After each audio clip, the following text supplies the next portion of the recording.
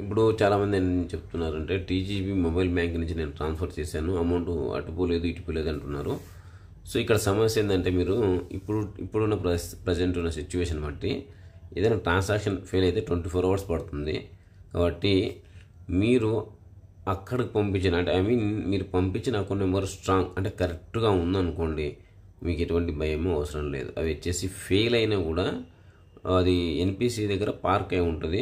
ఆటోమేటిక్గా next 24 hours తర్వాత working అవర్స్లో తిరిగి వాడు మళ్ళీ క్రియేట్ చేస్తాడు. కాబట్టి దానికి దీంట్లో మీరు చేసుకోవాల్సిందంటే వెరిఫై చేసుకోవాల్సిన అవసరం ఏంటంటే అకౌంట్ నెంబర్ కరెక్ట్గా ఎంటర్ చేశారా లేదా అంతే.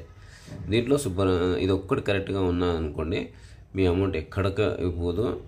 సింపుల్గా 99% నెక్స్ట్ బిజినెస్ అవర్స్ క్రియేట్ అవుతుంది. ఒకవేళ క్రియేట్ అవ్వలేదు అంటే ఏం చేయాలంటే సింపుల్గా మీరు ఆ రోజు ఏ రోజు చేసినారో ఆ రోజు అమౌంట్ చెప్తే కనుక వాళ్ళ జనరల్ నెంబర్ అనేది బ్యాంక్ వాళ్ళే ఇస్తారు.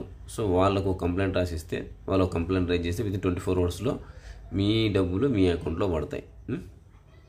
సో ఇది ఈరోజు ఈ ప్రాబ్లమ్ సొల్యూషన్. మన ఛానల్ పేరు వరుణ్ మీడియా.